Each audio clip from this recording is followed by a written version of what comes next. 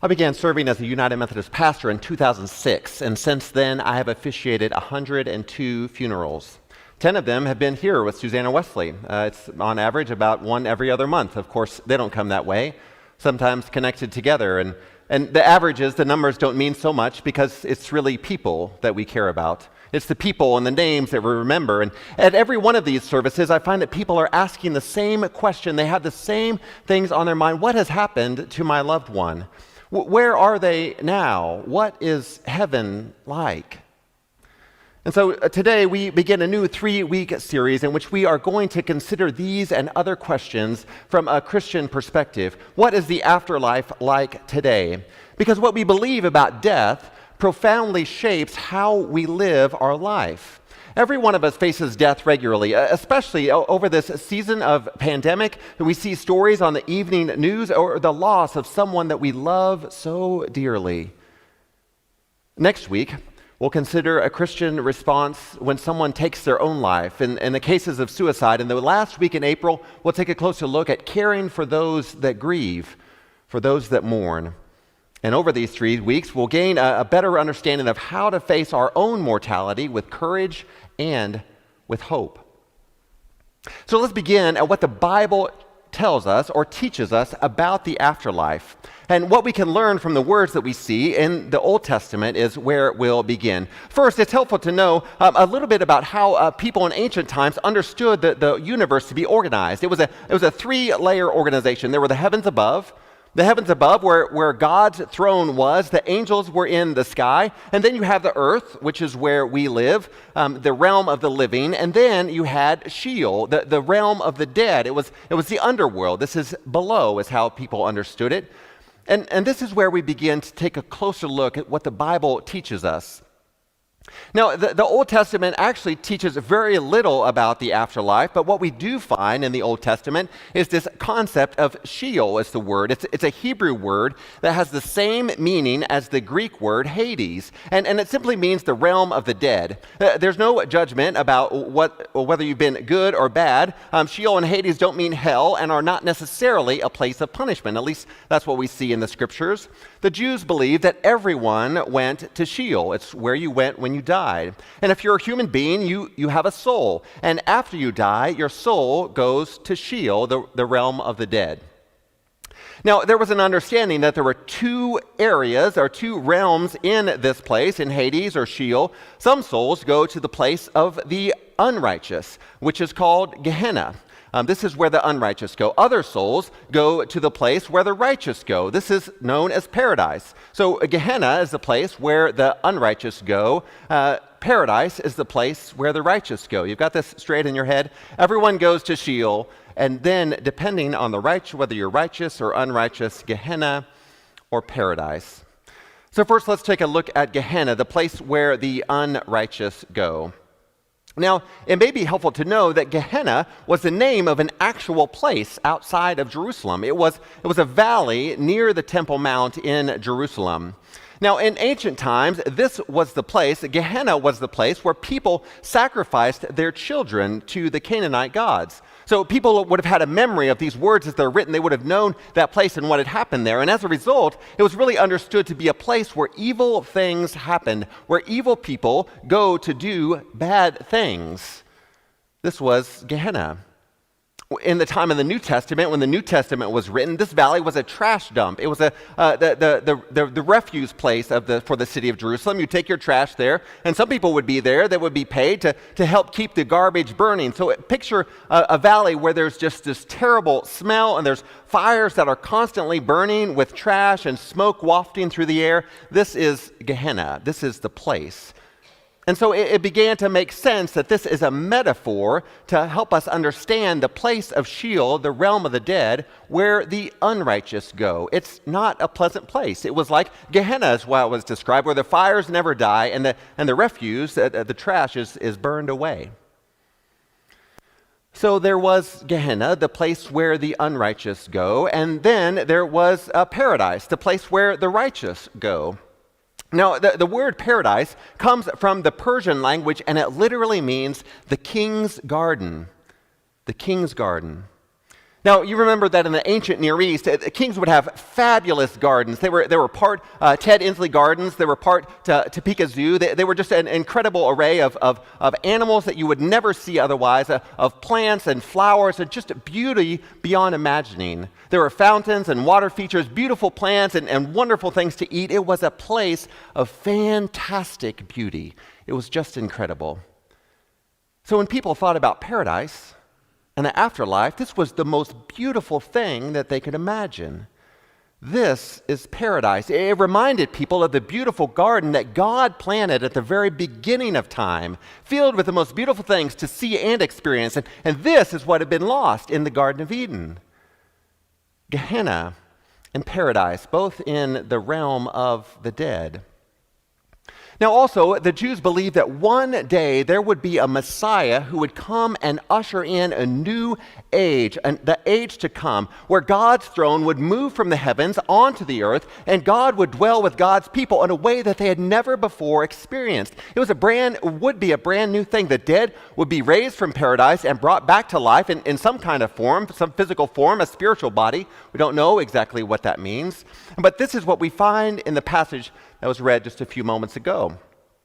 From Revelation, the present age in which we live, it is torn apart by sin and brokenness and hate, suffering, pain, and sorrow. They seem to be the order of the day. And when there's a new heaven and a new earth, when they're here, there will be no more crying or sadness.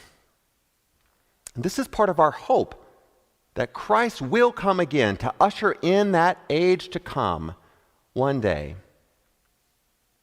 So what about until then? What about until then? What happens when we die? Where exactly do we go?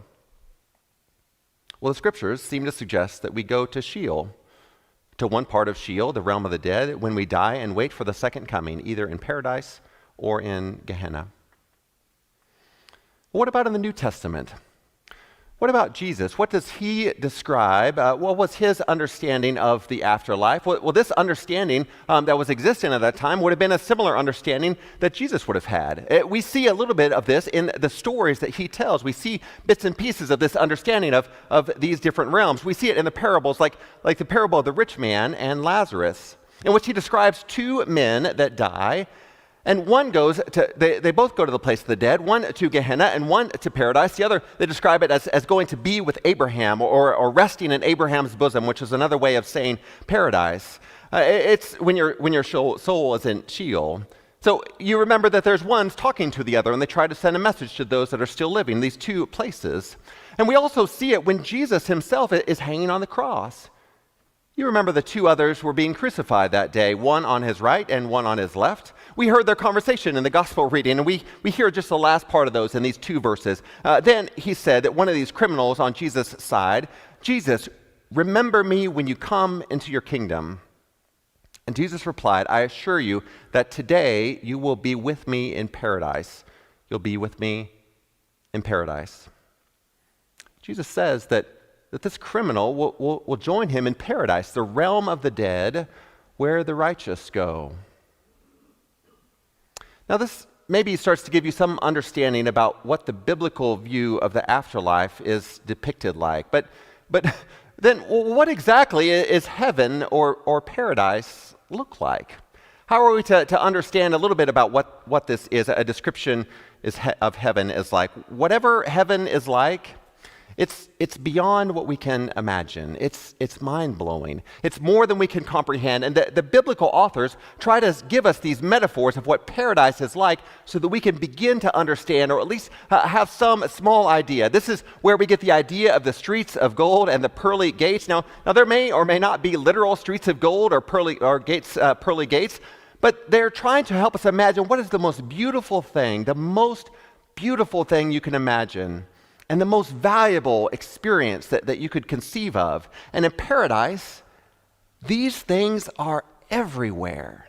They are all over the place. It's more beautiful than the most beautiful thing that we can imagine. Now, the most common metaphor in the Bible for what paradise is like, what heaven is like, is a banquet, a feast, a grand meal. It's like a banquet, a feast, a celebration, a party. And within that category, most often it's described as a wedding banquet, a wedding feast. Now let me remind you about what a wedding banquet was like in ancient times. This is no just small hors d'oeuvres in a reception hall somewhere. Most people lived one day at a time in subsistence living. They had just enough most of the time. But when you actually got to feast like a king was when someone was getting married. The moment you had a child, you started saving up for their wedding. And when they were married, you threw an incredible party for them. Now, it wasn't just a 2 or 3 hour reception. This lasted for 7 days, a 7-day party. You invited all of your friends and your neighbors to come to live like royalty with the most incredible food and drink. Can you imagine? There were musicians and dancing, singing and laughing. It was the most beautiful experience of your entire life. And if you lived day to day, if you lived just enough paycheck to paycheck, when you talked about your life's high points, almost always they were a wedding banquet. So Revelation describes the wedding banquet of the Lamb, of Christ, that takes place when Christ returns. Jesus talks about the King who prepares a wedding banquet for his Son and invites everyone to come. This is a picture of what paradise looks like. And when I was thinking about this, I started thinking about our own wedding reception. Now, it wasn't 7 days long. It was in the 2 to 3 hour variety. Nicole and I were married at her hometown in North Carolina, at her home church. And when we were trying to decide where we're going to hold the reception, we visited dozens of places to try to determine where to hold the reception. We ended up deciding on the fellowship hall. It was in the church basement underneath the sanctuary.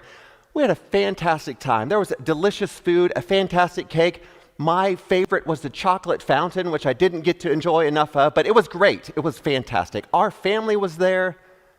My friends from Kansas were there. Nicole's friends from North Carolina were there. Our friends from seminary came down from Washington, D.C. We danced and we laughed.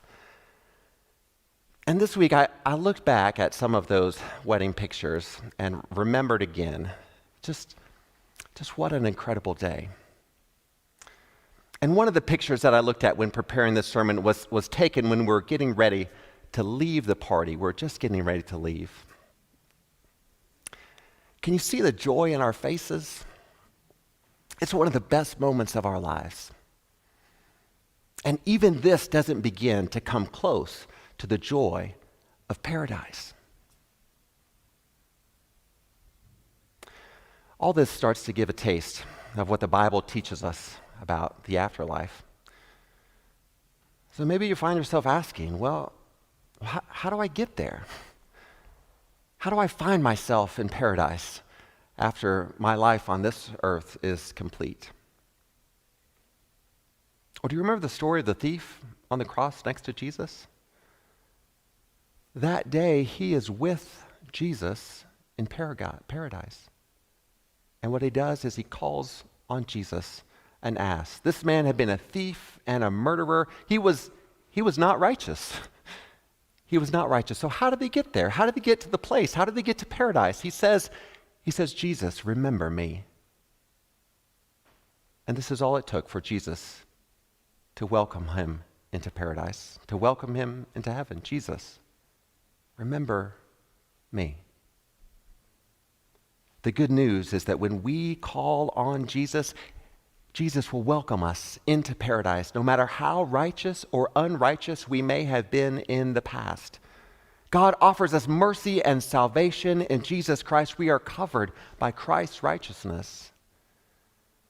So don't be afraid of death. Follow Christ all of your days and live knowing that you will be with Christ in paradise. You can have faith and hope for life and the afterlife when we place our trust in Jesus. Will you pray with me? Jesus, remember us. Remember us when you come into your kingdom and when we take our final breath. We ask, O God, that you will welcome us home, that we will be with you in paradise. Encourage and strengthen us now and in the days ahead, that we might live faithfully for you, that we might share your good news with others and experience your love that knows no end. O God, we offer ourselves to you. In Jesus' name, amen.